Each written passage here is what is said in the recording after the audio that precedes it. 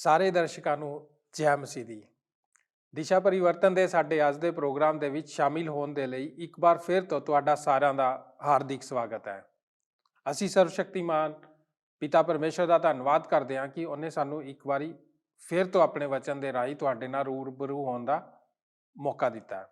ਦੋਸਤੋ, ਪਰਮੇਸ਼ਰ ਦਾ ਵਚਨ ਬਾਈਬਲ ਸਾਨੂੰ ਪਰਮੇਸ਼ਰ ਦੇ ਚਰਿੱਤਰ ਬਾਰੇ ਦੱਸਦੇ ਹੋਏ ਕਹਿੰਦੀ ਹੈ ਕਿ ਜਿਵੇਂ ਮਾਂ ਆਪਣੇ ਬੱਚੇ ਨੂੰ ਸੰਭਾਲਦੀ ਹੈ ਉਵੇਂ ਹੀ ਪਰਮੇਸ਼ਰ ਸਾਨੂੰ ਸੰਭਾਲਦਾ ਹੈ, ਕਿਉਂਕਿ ਪਰਮੇਸ਼ਰ ਸਾਨੂੰ ਪਿਆਰ ਕਰਦਾ ਹੈ।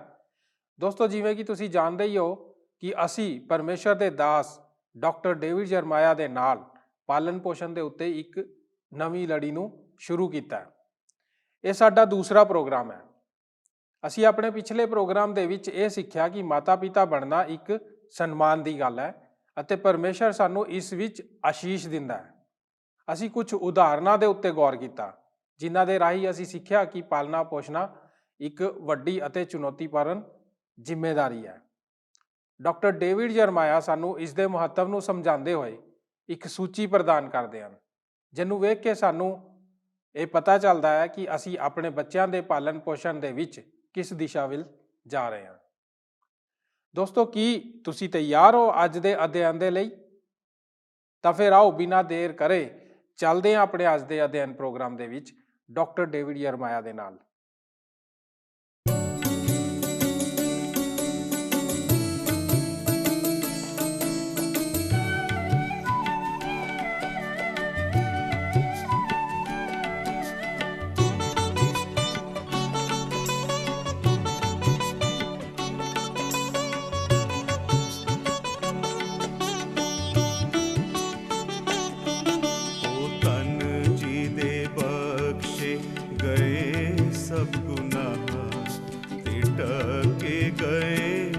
सारे गुण सदा ओ तन जी दे बख्शे गए सब गुनाह ते टके गए सारे गुण सदा।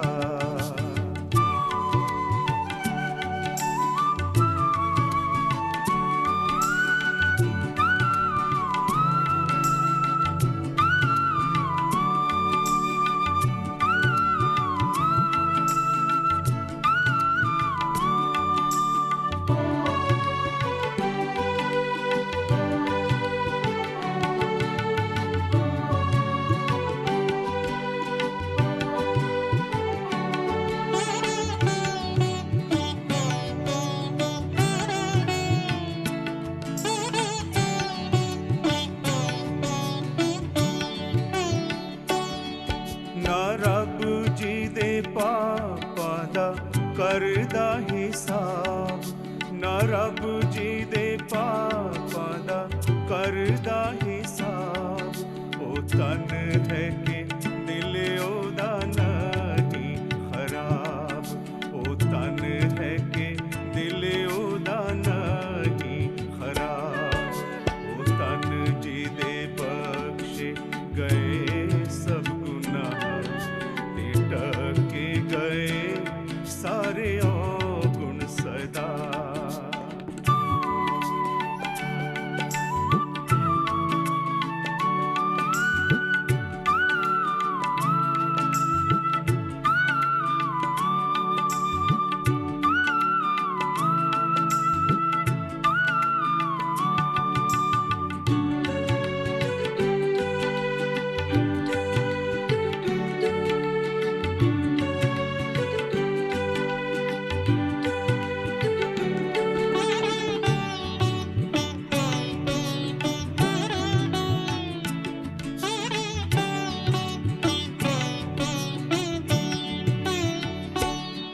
मैं जद चुप रहा तद मेरी हड्डियां, मैं जद चुप रहा तद मेरी हड्डियां कराहंदे होए सारा दिन खुल गया, कराहंदे होए सारा दिन खुल गया।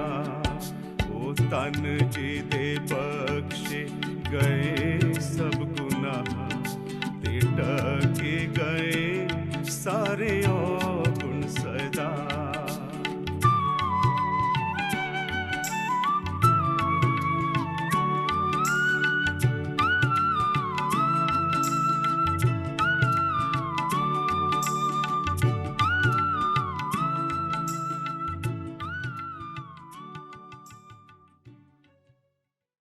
ਅੱਜ ਮੇਰੇ ਕੋਲ ਆਪ ਨੂੰ ਦੱਸਣ ਲਈ ਇੱਕ ਅਨੋਖੀ ਰੂਪਰੇਖਾ ਹੈ। ਇਹ ਮਿਲਦੇ ਜੁਲਦੇ ਅੱਖਰਾਂ ਲਈ ਨਹੀਂ, ਇਹ ਤਾਂ ਇੱਕ ਚੈਨ ਕਰਨ ਵਾਲੀ ਸੂਚੀ ਹੈ। ਪਰ ਮੇਰੀ ਖੁਆਇਸ਼ ਹੈ ਕਿ ਆਪ ਉਹਨਾਂ ਸ਼ਬਦਾਂ ਨੂੰ ਲਿਖੋ ਅਤੇ ਉਹਨਾਂ ਬਾਰੇ ਸੋਚੋ, ਅਤੇ ਮੈਂ ਥੋੜਾ ਜਿਹਾ ਸਮਾਂ ਉਹਨਾਂ ਵਿੱਚ ਹਰੇਕ ਨਾਲ ਬਿਤਾਉਣ ਜਾ ਰਿਹਾ ਹਾਂ। ਨੰਬਰ 1, ਬੇਬਿਆਨ ਉਚੇਚਾ ਲਾਭ। ਸਭ ਤੋਂ ਪਹਿਲਾਂ ਮੈਂ ਤੁਹਾਡੇ ਨਾਲ ਬੇਬਿਆਨ ਉਚੇਚੇ ਲਾਭ ਬਾਰੇ ਗੱਲ ਕਰਨੀ ਚਾਹੁੰਦਾ ਹਾਂ। ਪਰਮੇਸ਼ਰ ਆਪਣੀ ਬਾਣੀ ਵਿੱਚ ਸਾਨੂੰ ਬਾਰ-ਬਾਰ ਦੱਸਦਾ ਹੈ ਕਿ ਉਸ ਦੇ ਵਾਸਤੇ ਬੱਚਿਆਂ ਦੀ ਪਾਲਣ ਪੋਸ਼ਣ ਕਰਨਾ ਇੱਕ ਖੂਬਸੂਰਤ ਉਚੇਚਾ ਸੁਭਾਗ, ਇੱਕ ਸਵਰਗੋਂ ਮਿਲਣ ਵਾਲੀ ਬਰਕਤ ਹੈ, ਜਿਸ ਦਾ ਉਦੇਸ਼ ਸਾਡੇ ਜੀਵਨਾਂ ਨੂੰ ਆਨੰਦ ਨਾਲ ਭਰਨਾ ਹੈ। ਮੇਰੇ ਕੋਲ ਇੱਕ ਚੌਥਾਈ ਸਦੀ ਦਾ ਅਨੁਭਵ ਹੈ, ਅਤੇ ਮੈਂ ਅਤੇ ਮੇਰੀ ਪਤਨੀ ਨੇ ਸਭ ਤੋਂ ਵੱਧ ਸੁਨਹਿਰੀ ਹਾਸੇ, ਨਮਰ ਆਨੰਦ ਦੇ ਪਲਾਂ ਦਾ ਅਨੁਭਵ ਕੀਤਾ ਹੈ। ਅਤੇ ਇਹੋ ਜਿਹੇ ਦਿਨ ਅਤੇ ਰਾਤਾਂ ਦੀ ਸਾਡੇ ਜੀਵਨ ਵਿੱਚ ਆਏ ਜਦੋਂ ਸਾਡੇ ਦਿਲ ਇੰਨੇ ਭਰੇ ਹੋਏ, ਟੁੱਟੇ ਹੋਏ ਸਨ ਕਿ ਅਸੀਂ ਸੌ ਨਹੀਂ ਸਕੇ। ਮੈਂ ਆਪਣੇ ਆਪ ਨੂੰ ਇੱਕ ਮਹਾਨ ਪਿਤਾ ਨਹੀਂ ਸਮਝਦਾ, ਪਰ ਮੈਂ ਕਈ ਸਬਕ ਸਿੱਖ ਚੁੱਕਾ ਹਾਂ, ਅਤੇ ਹੁਣ ਮੈਂ ਧੌਲੇ ਬਾਲਾਂ ਵਾਲਾ ਦਾਦਾ ਹਾਂ, ਅਤੇ ਜਲਦੀ ਹੀ ਮੇਰਾ ਸਿਰ ਗੰਜਾ ਹੋਣ ਜਾ ਰਿਹਾ ਹੈ। ਅਤੇ ਮੈਂ ਇਸ ਦੀ ਸਾਖੀ ਦੇ ਸਕਦਾ ਹਾਂ। ਠੀਕ ਆਰੰਭ ਵਿੱਚ ਆਪ ਦੇ ਬੱਚਿਆਂ ਨੂੰ ਪਰਮੇਸ਼ਰ ਲਈ ਪ੍ਰਭਾਵਿਤ ਕਰਨਾ ਬਹੁਤ ਜ਼ਰੂਰੀ ਹੈ, ਅਤੇ ਆਪ ਦੇ ਜੀਵਨ ਵਿੱਚ ਉਹਨਾਂ ਨੂੰ ਸਭ ਤੋਂ ਵੱਡੀ ਪ੍ਰਮੁੱਖਤਾ ਬਣਾਉਣਾ। ਮੈਂ ਖੁਸ਼ ਹਾਂ ਕਿ ਮੇਰੇ ਬੱਚਿਆਂ ਦੇ ਜੀਵਨਾਂ ਦੇ ਮੁੱਢਲੇ ਵਰ੍ਹਿਆਂ ਵਿੱਚ ਹੀ ਮੈਂ ਪਰਿਵਾਰ ਨੂੰ ਇੱਕ ਉੱਚੇ ਪ੍ਰਮੁੱਖਤਾ ਬਣਾਉਣ ਦਾ ਫੈਸਲਾ ਕਰ ਲਿਆ ਸੀ। ਨੰਬਰ 2, ਅੱਖਾਂ ਦੇ ਵਿਚਕਾਰ ਇੱਕ ਜ਼ੋਰਦਾਰ ਸੱਟ ਮਾਰਨਾ।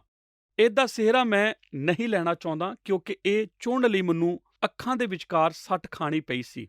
ਇੱਕ ਕਿਤਾਬ ਹੈ ਜਿਸ ਦਾ ਨਾਮ ਹੈ the week on the side of the head. ਇਹ ਰਚਨ ਕਲਾ ਦੇ ਬਾਰੇ ਹੈ। ਜੀ ਹਾਂ, ਮੈਂ ਇਹ ਸੱਟ ਅੱਖਾਂ ਦੇ ਵਿਚਕਾਰ ਖਾਧੀ ਸੀ, ਅਤੇ ਇਹ ਜ਼ਿਆਦਾ ਰਚਨਾਤਮਕ ਨਹੀਂ ਸੀ। ਬਾਈਬਲ ਕਾਲਜ ਤੋਂ ਡਿਗਰੀ ਲੈਣ ਤੋਂ ਬਾਅਦ ਅਤੇ 2 ਸਾਲ ਅਭਿਆਸ ਕਰਨ ਲਈ ਬਿਤਾਉਣ ਤੋਂ ਬਾਅਦ ਮੈਂ ਇੱਕ ਵੱਡੇ ਸ਼ਹਿਰ ਵਿੱਚ ਇੱਕ ਕਲੀਸਿਆ ਦਾ ਆਰੰਭ ਕਰਨ ਨੂੰ ਆਇਆ। ਅਸੀਂ 7 ਪਰਿਵਾਰਾਂ ਨਾਲ ਚੱਲਦੇ ਫਿਰਦੇ ਘਰ ਵਿੱਚ ਆਰੰਭ ਕੀਤਾ, ਅਤੇ ਇਹ ਸਭ ਬਹੁਤ ਜੋਸ਼ ਭਰਿਆ ਸੀ। ਅਤੇ ਆਖਰਕਾਰ ਮੈਂ ਪਹਿਲੀ ਵਾਰ ਇੱਕ ਪਾਸਵਾਨ ਦੀ ਸੇਵਕਾਈ ਕਰਨ ਲੱਗਾ। ਇੱਕ ਪਾਸਵਾਨ ਦੀ ਸੇਵਾ, ਅਤੇ ਮੈਂ ਇਸ ਦਾ ਇੰਚਾਰਜ ਸੀ। ਜ਼ਿਆਦਾਤਰ ਡਿਗਰੀ ਲੈਣ ਤੋਂ ਬਾਅਦ ਕੰਮ ਧੰਦੇ ਦੀ ਮਾਰਕੀਟ ਵਿੱਚ ਦਾਖਲ ਹੋਣ ਵਾਲਿਆਂ ਦੀ ਤਰ੍ਹਾਂ ਹੀ ਮੇਰਾ ਸਭ ਤੋਂ ਵੱਡੀ ਪ੍ਰੇਰਨਾ ਉਹਨਾਂ ਦਿਨਾਂ ਵਿੱਚ ਇਹ ਇੱਛਾ ਨਹੀਂ, ਬਲਕਿ ਅਸਫਲਤਾ ਦਾ ਡਰ ਸੀ। ਮੈਨੂੰ ਜਿੱਥੇ ਸਾਡੀ ਕਲੀਸਿਆ ਸੀ ਉਸ ਦੇ ਆਲੇ ਦੁਆਲੇ ਦੇ ਇਲਾਕੇ ਵਿੱਚ ਗੱਡੀ ਲੈ ਕੇ ਘੁੰਮਣਾ, ਅਤੇ ਵੱਡੀਆਂ-ਵੱਡੀਆਂ ਕਲੀਸਿਆਂ ਜੋ ਸਥਾਪਿਤ ਹੋ ਚੁੱਕੀਆਂ ਸਨ ਉਹਨੂੰ ਵੇਖ ਕੇ ਇਹ ਸੋਚਣਾ ਯਾਦ ਹੈ ਕਿ ਮੈਂ ਇਹ ਕਲੀਸਿਆ ਇੱਕ ਛੋਟੀ ਜਿਹੀ ਗੱਡੀ ਦੇ ਟਰਾਲੇ ਵਿੱਚ ਆਰੰਭ ਕਰ ਰਿਹਾ ਹਾਂ, ਜੋ ਕਿ 4 ਏਕੜ ਕਣਕ ਦੇ ਖੇਤਰ ਦੇ ਠੀਕ ਵਿਚਕਾਰ ਹੈ। ਇਹਨਾਂ ਸਾਰੀਆਂ ਕਲੀਸਿਆਵਾਂ ਦੇ ਸਾਡੇ ਆਲੇ ਦੁਆਲੇ ਹੁੰਦਿਆਂ ਮੇਰੀ ਕਲੀਸਿਆ ਵਿੱਚ ਕੌਣ ਆਉਣ ਵਾਲਾ ਹੈ? ਪਹਿਲੇ ਇਤਵਾਰ ਸ਼ੁਰੂ ਦੇ ਦਿਨ ਸਾਡੇ ਕੋਲ 30 ਲੋਕ, 7 ਪਰਿਵਾਰ ਅਤੇ 2 ਲੋਕ ਵੇਖਣ ਨੂੰ ਆਏ ਸਨ, ਜੋ ਨਹੀਂ ਸੀ ਜਾਣਦੇ ਕਿ ਉਹ ਕੀ ਕਰ ਰਹੇ ਸਨ। ਅਸਲ ਵਿੱਚ ਕੁਝ ਲੋਕ ਇਸ ਕਰਕੇ ਕਲੀਸਿਆ ਵਿੱਚ ਆਏ ਸਨ ਕਿਉਂਕਿ ਉਹਨਾਂ ਸੋਚਿਆ ਸੀ ਕਿ ਸ਼ਾਇਦ ਅਸੀਂ ਘਰਾਂ ਵਿੱਚ ਜਾ ਕੇ ਲੋਕਾਂ ਨੂੰ ਕੋਈ ਡਰਾਮਾ ਦਿਖਾਉਣ ਵਾਲੇ ਹਾਂ।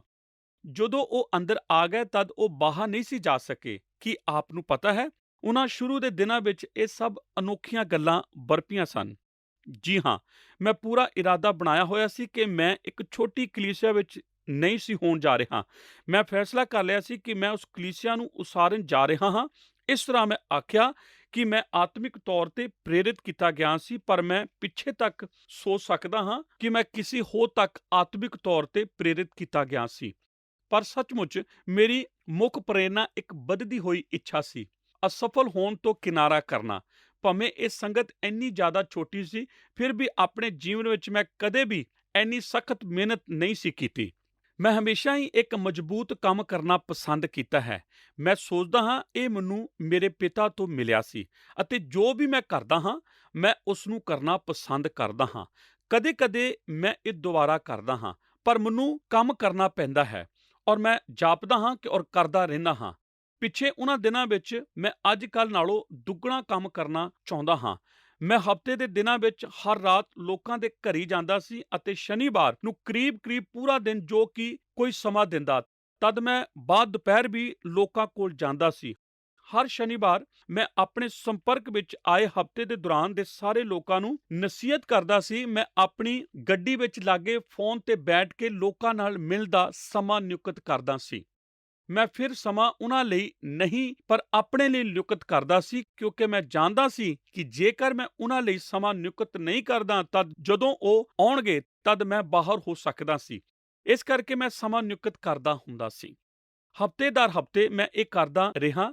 ਮੇਰੇ ਲੋਕਾਂ ਨਾਲ ਸਮਾਂ ਨਿਯੁਕਤ ਕਰਨ ਦੀ ਕਿਤਾਬ ਇੱਕ ਬੀਮਾ ਸਕੀਮ ਵੇਚਣ ਵਾਲੇ ਵਿਅਕਤੀ ਵਰਗੀ ਸੀ।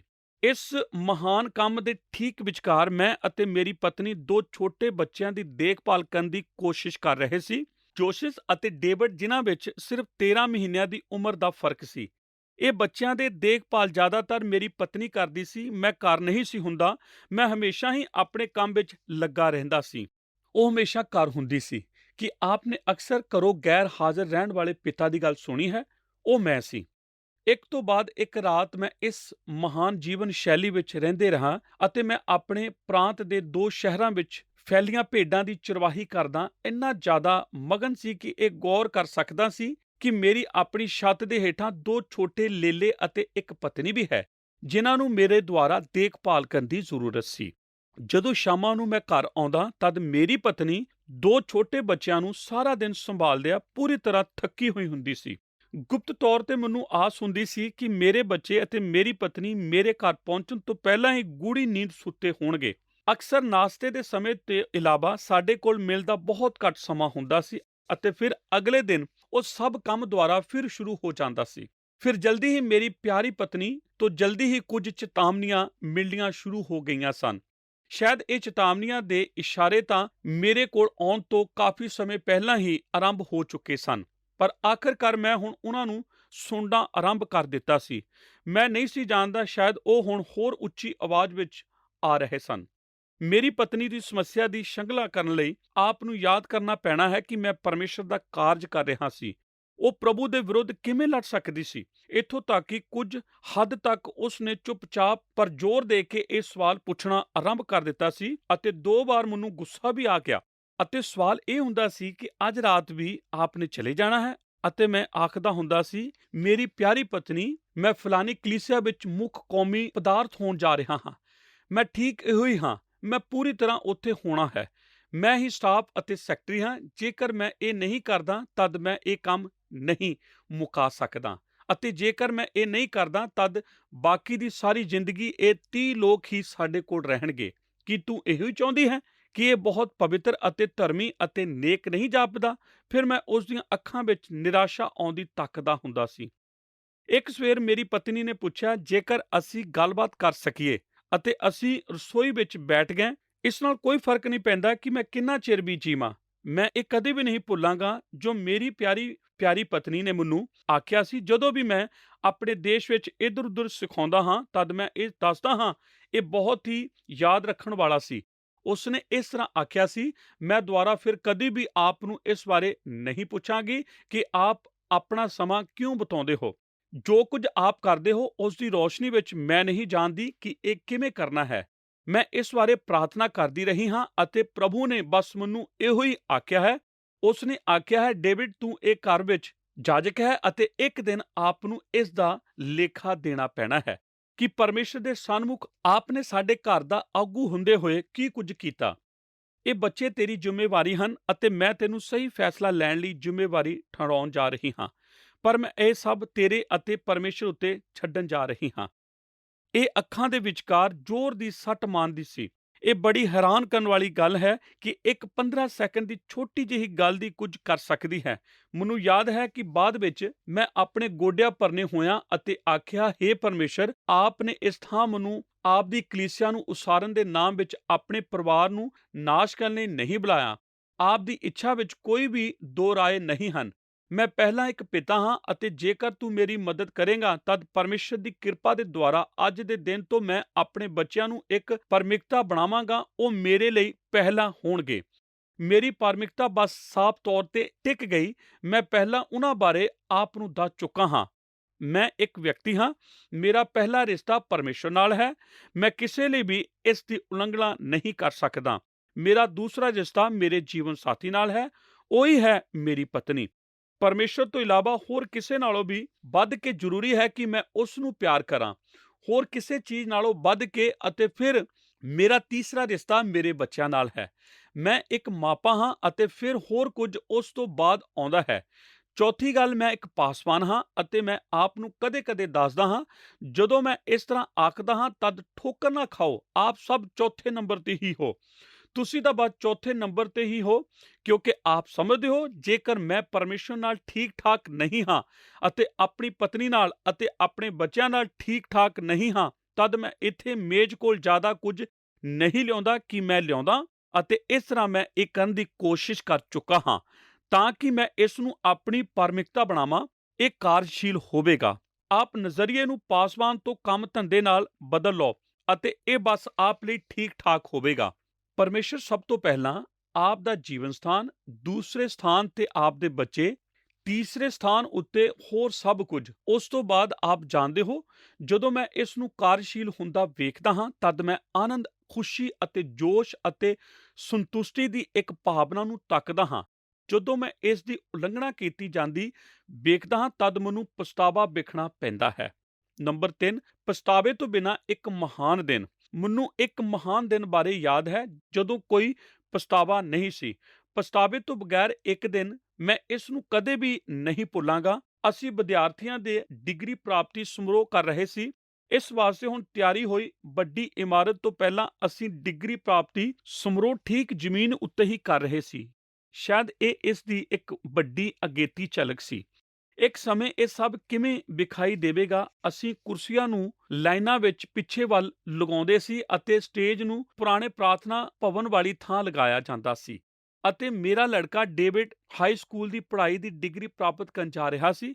ਮੈਨੂੰ ਯਾਦ ਹੈ ਕਿ ਜਦੋਂ ਅਸੀਂ ਬਾਹਰ ਬੈਠੇ ਡਿਗਰੀ ਪ੍ਰਾਪਤ ਕਰਨ ਜਾ ਰਹੇ ਵਿਦਿਆਰਥੀਆਂ ਦੀ ਸਟੇਜ ਦੇ ਸਾਹਮਣੇ ਆਉਣ ਦੀ ਇੰਤਜ਼ਾਰ ਕਰ ਰਹੇ ਸੀ, ਤਦ ਜਦੋਂ ਸਟੇਜ ਦੇ ਸਾਹਮਣਿਓਂ ਗੁਜ਼ਰਿਆ ਤਦ ਮੈਂ ਚੁੱਕ ਕੇ ਆਪਣੀ ਪਤਨੀ ਦੇ ਕੰਨ ਵਿੱਚ ਹੌਲੀ ਜਿਹੀ ਆਖਿਆ, ਮੈਂ ਕਦੇ ਵੀ ਇਹ ਨਹੀਂ ਭੁੱਲਾਂਗਾ। ਮੈਂ ਆਖਿਆ, ਮੇਰੀ ਪਿਆਰੀ ਪਤਨੀ, ਮੈਨੂੰ ਕੋਈ ਪਛਤਾਵਾ ਨਹੀਂ ਹੈ। ਬਾਅਦ ਵਿੱਚ ਜਦੋਂ ਅਸੀਂ ਇਸ ਬਾਰੇ ਗੱਲਬਾਤ ਕੀਤੀ ਤਾਂ ਜੋ ਮੈਂ ਆਪਣੀ ਪਤਨੀ ਨੂੰ ਆਖਿਆ ਉਹੀ ਸੀ। ਮੈਂ ਉੱਥੇ ਇਸ ਲੜਕੇ ਦੇ ਲਈ ਸੀ, ਹਰ ਖੇਡ, ਹਰ ਮਹੱਤਵਪੂਰਨ ਮੌਕੇ ਲਈ, ਅਤੇ ਮੇਰੇ ਉੱਤੇ ਇਸ ਤਰ੍ਹਾਂ ਦਾ ਦਬਾਅ ਸੀ ਜਿਸ ਉੱਤੇ ਆਪ ਵਿਸ਼ਵਾਸ ਨਹੀਂ ਕਰੋਗੇ। ਮੈਨੂੰ ਉਹਨਾਂ ਚੀਜ਼ਾਂ ਨੂੰ ਨਾ ਕਰਨੀ ਪਈ ਸੀ ਜਿਨ੍ਹਾਂ ਨੂੰ ਜ਼ਿਆਦਾਤਰ ਲੋਕ ਹਾਂ ਕਰਨ ਲਈ ਮਰ ਜਾਣਗੇ, ਅਤੇ ਮੈਂ ਇਸ ਕਰਕੇ ਕੀਤਾ ਸੀ ਤਾਂ ਕਿ ਜਦੋਂ ਉਹ ਸਮੇਂ ਸਟੇਜ ਦੇ ਸਾਹਮਣੇ ਗੁਜ਼ਰਿਆ ਤਦ ਮੈਂ ਆਖ ਸਕਿਆ ਸੀ, ਮੈਨੂੰ ਕੋਈ ਪਛਤਾਵਾ ਨਹੀਂ ਹੈ। ਮੈਂ ਆਪਣੇ ਬੱਚਿਆਂ ਨਾਲ ਹਮੇਸ਼ਾ ਹੀ ਪੂਰਨ ਨਹੀਂ ਰਿਹਾ। ਜਦੋਂ ਉਹ ਸਮਾਂ ਆਇਆ, ਮੇਰੀ ਧੀ ਅਤੇ ਮੇਰੇ ਦੋਵੇਂ ਬੇਟੇ ਇੱਕੋ ਹੀ ਸਮੇਂ ਖੇਡ ਵਿੱਚ ਸ਼ਾਮਲ ਹੁੰਦੇ ਸੀ, ਅਤੇ ਕੁਝ ਦਿਨਾਂ ਤਾਂ ਅਸੀਂ ਇੱਕ ਤੋਂ ਬਾਅਦ ਇੱਕ ਕੰਮ ਵਿੱਚ ਲੱਗੇ ਰਹੇ ਸੀ। ਕੀ ਆਪ ਨੂੰ ਪਤਾ ਹੈ, ਆਪ ਵਿੱਚੋਂ ਕਿੰਨੇ ਕੁ ਇਹ ਜਾਣਦੇ ਹਨ ਕਿ ਜਦੋਂ ਆਪ ਆਪਣੇ ਮਾਪੇ ਹੋਣ ਦੀ ਜ਼ਿੰਦਗੀ ਵਿੱਚ ਇੱਕ ਖਾਸ ਸਮੇਂ ਸੀਮਾ ਵਿੱਚ ਢੁਕਦੇ ਹੋ ਤਦ ਆਪ ਆਪਣੇ ਕੰਮ ਦੀ ਸੂਚੀ ਵਿੱਚੋਂ ਸ਼ਨੀਵਾਰ ਨੂੰ ਗਾਇਬ ਹੋਇਆ ਵੇਖ ਸਕਦੇ ਹੋ। ਇਹ ਤਾਂ ਬਸ ਗਾਇਬ ਹੀ ਹੋ ਜਾਂਦਾ ਹੈ। ਮੈਂ ਕਈ ਸਾਲ ਸ਼ਨੀਵਾਰ ਵੇਖੇ ਹੀ ਨਹੀਂ ਸਨ। ਇੱਕ ਦਿਨ ਮੈਂ ਸਵੇਰੇ ਜਾਗ ਕੇ ਜਾਣਿਆ ਕਿ ਸ਼ਨੀਵਾਰ ਨੂੰ ਕੁਝ ਕੀ ਕਰਨ ਵਾਲਾ ਹੈ ਨਹੀਂ ਸੀ, ਅਤੇ ਮੇਰੇ ਲਈ ਇੱਕ ਪਾਰਟੀ ਸੀ। ਮੈਂ ਆਖਿਆ, ਹੇ ਪ੍ਰਭੂ ਪਰਮੇਸ਼ਰ, 7ਵਾਂ ਦਿਨ, ਮੇਰੀ ਸਾਰੀ ਜ਼ਿੰਦਗੀ ਵਿੱਚ 7ਵਾਂ ਦਿਨ ਕਿੱਥੇ ਰਿਹਾ ਹੈ? ਕੋਈ ਵੀ ਪਛਤਾਵਾ ਨਾ ਪਾਉਣ ਬਹੁਤ ਹੀ ਅਦਭੁਤ ਗੱਲ ਹੈ। ਆਪ ਨੇ ਲੋਕਾਂ ਨੂੰ ਇਹ ਆਖਦਿਆਂ ਸੁਣਿਆ ਹੈ ਕਿ ਕੋਈ ਵੀ ਆਪਣੀ ਮੌਤ ਦੇ ਬਿਸਤਰ ਕਦੇ ਵੀ ਇਹ ਨਹੀਂ ਆਖਦਾ, ਮੇਰੀ ਖੁਆਇਸ਼ ਹੈ ਕਿ ਆਪਣਾ ਹੋਰ ਸਮਾਂ ਦਫ਼ਤਰ ਵਿੱਚ ਗੁਜ਼ਾਰਾਂ। ਪਰ ਮੈਂ ਬਹੁਤ ਸਾਰੇ ਲੋਕਾਂ ਨੂੰ ਇਹ ਆਖਦਿਆਂ ਸੁਣਦਾ ਹਾਂ ਜਦੋਂ ਉਹ ਜ਼ਿੰਦਗੀ ਦੇ ਆਖਰ ਵਿੱਚ ਪੁੱਜ ਜਾਂਦੇ ਹਨ, ਮੇਰੀ ਖੁਆਇਸ਼ ਹੈ ਕਿ ਮੈਂ ਹਰ ਰੋਜ਼ ਜ਼ਿਆਦਾ ਸਮਾਂ ਆਪਣੇ ਬੱਚਿਆਂ ਨਾਲ ਗੁਜ਼ਾਰ ਸਕਦਾ ਹਾਂ। ਇਹ ਤੁਹਾਡੇ ਉੱਤੇ ਦੋਸ਼ ਲਾਉਣ ਵਾਲੀ ਗੱਲ ਨਹੀਂ ਹੈ। ਮੈਂ ਤਾਂ ਤੁਹਾਡੇ ਨਾਲ ਆਪਣੀਆਂ ਅਸਫਲਤਾ ਦੇ ਬਾਰੇ ਗੱਲ ਕਰ ਰਿਹਾ ਹਾਂ, ਅਤੇ ਉਹ ਜ਼ੋਰ ਦੀ ਸੱਟ ਜੋ ਉਹਨਾਂ ਨੇ ਆਪਣੇ ਸਿਰ ਦੇ ਇੱਕ ਪਾਸੇ ਖਾਧੀ ਸੀ, ਇਸ ਨੇ ਉਹਨਾਂ ਨੂੰ ਸਹੀ ਸੇਧ ਬਖਸ਼ੀ ਸੀ। ਮੈਂ ਤਾਂ ਤੁਹਾਨੂੰ ਉਤਸ਼ਾਹਿਤ ਕਰਨਾ ਚਾਹੁੰਦਾ ਹਾਂ, ਸਾਡੇ ਬੱਚੇ ਬਹੁਤ ਹੀ ਬਹੁਮੁੱਲੇ ਹਨ, ਅਤੇ ਸਾਡਾ ਉਹਨਾਂ ਦੇ ਨਾਲ ਸਮਾਂ ਬਹੁਤ ਥੋੜ੍ਹਾ ਹੈ। ਸਾਡੇ ਲਈ ਉਸ ਬੇਬਿਆਨ ਉਚੁੱਚੇ ਭਾਗ ਦੀ ਅਣਗਹਿਲੀ ਕਰਨਾ ਹੈ ਜੋ ਉਹਨਾਂ ਨੂੰ ਪਿਆਰ ਕਰਨਾ, ਉਹਨਾਂ ਦੀ ਪਾਲਣ ਪੋਸ਼ਣ ਕਰਨਾ, ਅਤੇ ਉਹਨਾਂ ਨੂੰ ਉਸ ਖੁੱਲ੍ਹੇ ਵੱਡੇ ਜਗਤ ਵਿੱਚ ਕਦਮ ਰੱਖਣ ਲਈ ਤਿਆਰ ਕਰਨ ਵਾਸਤੇ ਜੋ ਉਹਨਾਂ ਦੀ ਇੰਤਜ਼ਾਰ ਕਰ ਰਿਹਾ ਹੈ। ਮੈਂ ਤੁਹਾਨੂੰ ਕੁਝ ਗੱਲ ਦੱਸ ਦਵਾਂ। ਹੁਣ ਮੈਂ ਵੱਡੇ ਤਜਰਬੇ ਤੋਂ ਗੱਲ ਕਰ ਰਿਹਾ ਹਾਂ।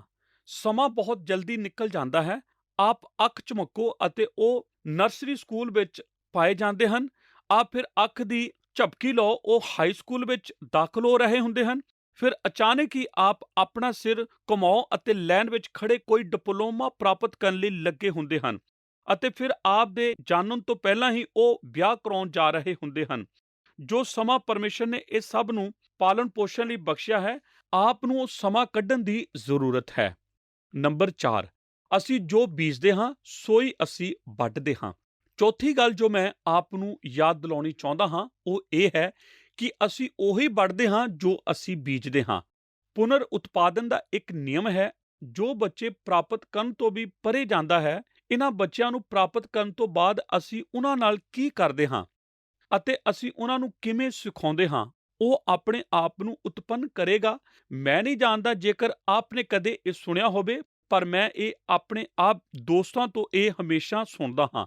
ਮੈਂ ਤੇ ਕੁਝ ਕੁ ਆਮ ਲੋਕਾਂ ਨਾਲ ਪਰਿਵਾਰ ਬਾਰੇ ਬਹਿਸ ਵੀ ਕੀਤੀ ਹੈ ਅਤੇ ਉਹ ਆਖਦੇ ਹਨ ਕਿ ਮਾਪਿਆਂ ਲਈ ਉਹਨਾਂ ਦੀਆਂ ਕਦਰਾਂ ਕੀਮਤਾਂ ਨੂੰ ਆਪਣੇ ਬੱਚਿਆਂ ਉੱਤੇ ਥੋਪਣਾ ਗਲਤ ਹੈ, ਕਿਉਂਕਿ ਬੱਚਿਆਂ ਨੂੰ ਵਧਣ ਫੁੱਲਣ ਅਤੇ ਜੀਵਨ ਬਾਰੇ ਆਪਣੇ ਮਨ ਬਣਾਉਣ ਦੀ ਜ਼ਰੂਰਤ ਹੈ ਤਾਂ ਕਿ ਉਹ ਇੱਕ ਆਜ਼ਾਦੀ ਦੀ ਭਾਵਨਾ ਪ੍ਰਾਪਤ ਕਰ ਸਕਣ ਅਤੇ ਜਿਸ ਚੀਜ਼ ਦੇ ਪ੍ਰਤੀ ਉਹ ਸਮਰਪਿਤ ਹੋਣਗੇ ਉਹ ਉਸੇ ਦੇ ਵਿੱਚ ਮਜ਼ਬੂਤ ਵੀ ਹੋਣਗੇ।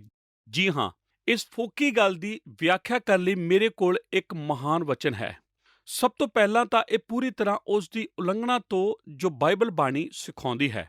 ਇਫਸੀਆਂ ਦੀ ਪੱਤਰੀ ਸਾਨੂੰ ਇਹ ਦੱਸਦੀ ਹੈ ਕਿ ਸਾਨੂੰ ਆਪਣੇ ਬੱਚਿਆਂ ਦੇ ਕ੍ਰੋਧ ਨੂੰ ਭੜਕਾਉਣਾ ਨਹੀਂ ਚਾਹੀਦਾ, ਸਗੋਂ ਪ੍ਰਭੂ ਦੀ ਸਿੱਖਿਆ ਔਰ ਮੱਤ ਦੇ ਕੇ ਉਹਨਾਂ ਦੀ ਪਾਲਣਾ ਕਰਨੀ ਚਾਹੀਦੀ ਹੈ।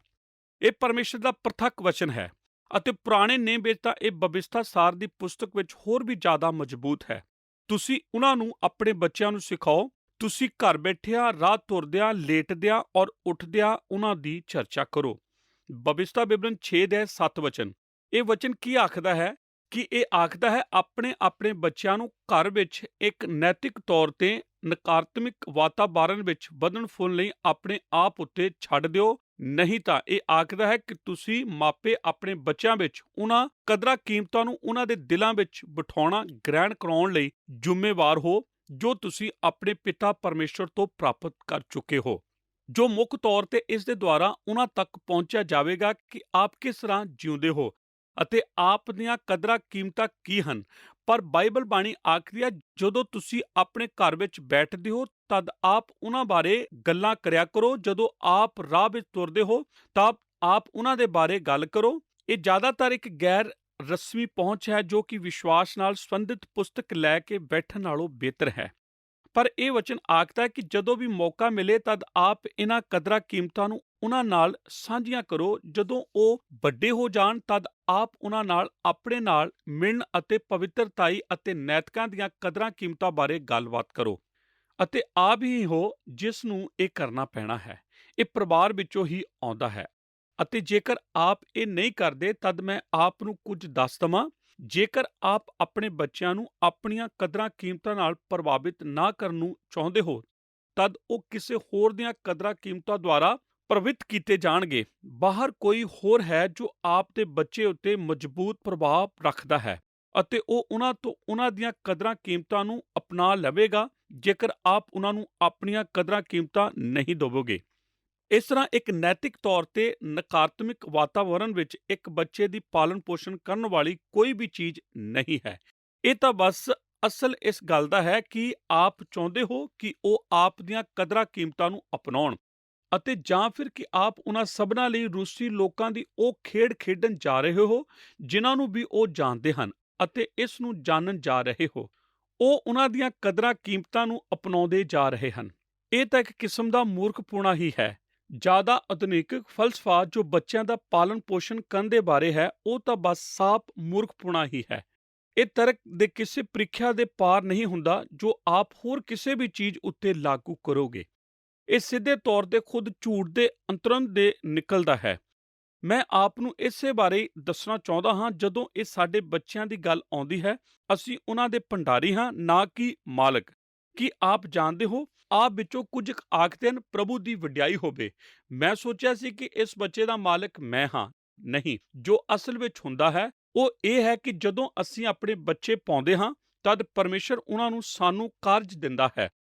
ਪਿਆਰੇ ਦਰਸ਼ਕੋ, ਅਸੀਂ ਪਰਮੇਸ਼ਰ ਦੇ ਦਾਸ ਡਾਕਟਰ ਡੇਵਿਡ ਜਰਮਾਇਆ ਦੇ ਨਾਲ ਅਧਿਐਨ ਕਰ ਰਹੇ ਸੀ ਮਾਤਾ ਪਿਤਾ ਦਾ ਆਪਣੇ ਬੱਚਿਆਂ ਦੇ ਪਾਲਣ ਪੋਸ਼ਣ ਬਾਰੇ। ਅੱਜ ਇਸ ਵਿਸ਼ੇ ਦੇ ਉੱਤੇ ਇਹ ਸਾਡਾ ਦੂਜਾ ਅਧਿਐਨ ਪ੍ਰੋਗਰਾਮ ਸੀ।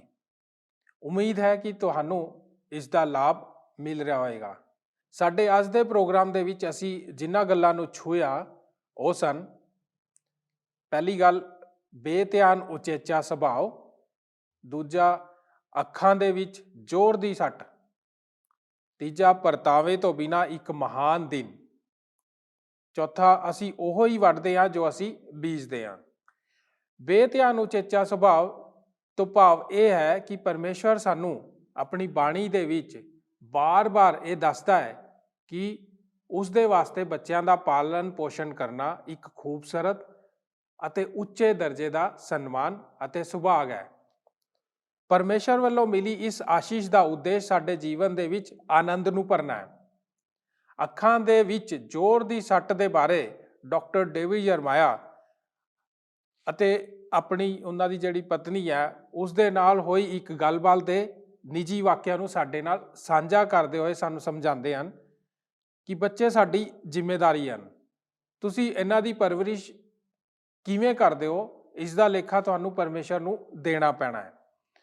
ਇਸ ਕਰਕੇ ਆਪਣੇ ਬੱਚਿਆਂ ਨੂੰ ਆਪਣੀ ਪ੍ਰਾਥਮਿਕਤਾ ਦੇਣਾ ਤੁਹਾਡੀ ਪਹਿਲੀ ਜ਼ਿੰਮੇਵਾਰੀ ਹੋਣੀ ਚਾਹੀਦੀ ਹੈ। ਇਹੋ ਹੀ ਹੈ ਅੱਖਾਂ ਦੀ ਜ਼ੋਰ ਦੀ ਚੋਟ। ਪਛਤਾਵੇ ਤੋਂ ਬਿਨਾ ਇੱਕ ਮਹਾਨ ਦਿਨ, ਇਸ ਦਾ ਭਾਵ ਹੈ ਕਿ ਤੁਹਾਡੇ ਬੱਚੇ ਬਹੁਮੁੱਲ ਹਨ ਅਤੇ ਅਸੀਂ ਉਹਨਾਂ ਨੂੰ ਬਹੁਤ ਘੱਟ ਸਮਾਂ ਦਿੰਦੇ ਹਾਂ। ਪਰ ਜੇਕਰ ਤੁਸੀਂ ਕਿਸੇ ਦਿਨ ਤੁਹਾਡੇ ਬੱਚੇ ਦੇ ਖਾਸ ਦਿਨ ਉੱਤੇ ਆਪਣਾ ਕੋਈ ਜ਼ਰੂਰੀ ਕੰਮ ਛੱਡ ਕੇ ਉਸ ਨੂੰ ਸਮਾਂ ਦਿੰਦੇ ਹੋ ਤਾਂ ਇਸ ਦੇ ਲਈ ਤੁਹਾਨੂੰ ਪਛਤਾਣਾ ਨਹੀਂ ਹੋਣਾ ਚਾਹੀਦਾ, ਕਿਉਂਕਿ ਖੁੱਲ੍ਹੇ ਜਗਤ ਦੇ ਵਿੱਚ ਪੈਰ ਰੱਖਣ ਦੇ ਲਈ ਤਿਆਰ ਕਰਨ ਵਾਸਤੇ ਉਹਨਾਂ ਨੂੰ ਤੁਹਾਡੀ ਜ਼ਰੂਰਤ ਹੈ। ਅਸੀਂ ਜੋ ਬੀਜਦੇ ਹਾਂ ਸੋ ਹੀ ਵੱਢਦੇ ਹਾਂ। ਇਸ ਦਾ ਭਾਵ ਹੈ ਕਿ ਸਾਨੂੰ ਇਹ ਯਾਦ ਰੱਖਣਾ ਚਾਹੀਦਾ ਹੈ ਕਿ ਅਸੀਂ ਆਪਣੇ ਬੱਚਿਆਂ ਨੂੰ ਕੀ ਸਿਖਾ ਰਹੇ ਹਾਂ ਅਤੇ ਉਹਨਾਂ ਦਾ ਪਾਲਣ ਪੋਸ਼ਣ ਕਿਵੇਂ ਕਰਦੇ ਆ ਰਹੇ ਹਾਂ, ਕਿਉਂਕਿ ਪਰਮੇਸ਼ਰ ਸਾਡੇ ਤੋਂ ਇਸ ਦਾ ਹਿਸਾਬ ਕਿਤਾਬ ਲਵੇਗਾ। ਇਸ ਲਈ ਸਾਨੂੰ ਯਾਦ ਰੱਖਣਾ ਚਾਹੀਦਾ ਕਿ ਅਸੀਂ ਆਪਣੇ ਬੱਚਿਆਂ ਦੇ ਭੰਡਾਰੀ ਹਾਂ, ਉਹਨਾਂ ਦੇ ਮਾਲਕ ਨਹੀਂ। ਆਓ ਪ੍ਰਾਰਥਨਾ ਕਰਦੇ ਹਾਂ। ਸਾਡੇ ਦਿਆਲੂ ਅਤੇ ਕਿਰਪਾਲੂ ਪਰਮੇਸ਼ਰ ਪ੍ਰਭੂ ਯਿਸੂ ਮਸੀਹ ਜੀ ਦੇ ਨਾਂ 'ਚ ਤੁਹਾਡਾ ਧੰਨਵਾਦ ਕਰਦੇ ਹਾਂ ਕਿ ਤੁਸੀਂ ਪਿਤਾ ਪਰਮੇਸ਼ਰ ਆਪਣੇ ਵਚਨ ਦੇ ਰਾਹੀਂ ਸਾਨੂੰ ਬੱਚਿਆਂ ਦਾ ਮਹੱਤਵ ਸਮਝਾ ਰਹੇ ਹੋ। ਤੁਸੀਂ ਸਾਨੂੰ ਸਿਖਾ ਰਹੇ ਹੋ ਕਿ ਸਾਨੂੰ ਆਪਣੇ ਬੱਚਿਆਂ ਦਾ ਪਾਲਣ ਪੋਸ਼ਣ ਕਿਸ ਤਰ੍ਹਾਂ ਕਰਨਾ ਚਾਹੀਦਾ। ਅੱਜ ਦੇ ਵਚਨ ਦੇ ਵਿੱਚ ਤੁਸੀਂ ਸਾਨੂੰ ਸਿਖਾਇਆ ਕਿ ਬੱਚੇ ਤੁਹਾਡੇ ਵੱਲੋਂ ਦਿੱਤੀ ਗਈ ਸਾਨੂੰ ਇੱਕ ਆਸ਼ੀਸ਼ ਹੈ ਔਰ ਤੁਸੀਂ ਚਾਹੁੰਦੇ ਹੋ ਕਿ ਅਸੀਂ ਇਹਨਾਂ ਦਾ ਪਾਲਣ ਪੋਸ਼ਣ ਅੱਛੇ ਤਰੀਕੇ ਨਾਲ ਕਰੀਏ। ਪਿਤਾ ਪਰਮੇਸ਼ਰ, ਤੁਸੀਂ ਆਪਣੇ ਵਚਨ ਵਿੱਚ ਸਾਨੂੰ ਸਿਖਾਇਆ ਕਿ ਅਸੀਂ ਇੱਕ ਅੱਛੇ ਮਾਪੇ ਕਿਸ ਤਰ੍ਹਾਂ ਬਣ ਸਕਦੇ ਹਾਂ। ਪਿਆਰੇ ਪਿਤਾ ਪਰਮੇਸ਼ਰ, ਮੇਰੀ ਪ੍ਰਾਰਥਨਾ ਹੈ ਅੱਜ ਦਾ ਇਹ ਵਚਨ ਸਾਡੇ ਸਾਰੇ ਦਰਸ਼ਕਾਂ ਦੇ ਦਿਲ 'ਚ ਵਸ ਜਾਏ, ਕਿਉਂਕਿ ਅਸੀਂ ਸਾਰੇ ਪਿਤਾ ਪਰਮੇਸ਼ਰ ਚਾਹੁੰਦੇ ਹਾਂ ਕਿ ਸਾਡੇ ਬੱਚੇ ਪ੍ਰਭੂ ਤੁਹਾਡਾ ਡਰ ਮੰਨਣ ਵਾਲੇ ਹੋਣ ਔਰ ਤੁਹਾਡੇ ਅਨੁਗ੍ਰਹਿ ਦੇ ਵਿੱਚ, ਤੁਹਾਡੀ ਕਿਰਪਾ ਦੇ ਵਿੱਚ ਅੱਗੇ ਵਧਣ ਵਾਲੇ ਹੋਣ। ਪਿਤਾ, ਸਾਡੀ ਪ੍ਰਾਰਥਨਾ ਕਿ ਤੁਸੀਂ ਸਾਨੂੰ ਇੱਕ ਅੱਛੇ ਮਾਤਾ ਪਿਤਾ ਬਣਾਓ। ਯਿਸੂ ਨਾਸਰੀ ਜੀ ਦੇ ਨਾਂ 'ਚ ਇਸ ਪ੍ਰਾਰਥਨਾ ਨੂੰ ਮੰਗਦੇ ਹਾਂ, ਆਮੀਨ। ਕੀ ਤੁਹਾਨੂੰ ਇਹ ਪ੍ਰੋਗਰਾਮ ਪਸੰਦ ਆਇਆ? ਹੁਣੇ ਸਾਨੂੰ ਇੱਕ ਮਿਸ ਕਾਲ ਦਿਓ ਤੇ ਤੁਸੀਂ ਅਗਲੇ ਜੇਤੂ ਹੋ ਸਕਦੇ ਹੋ।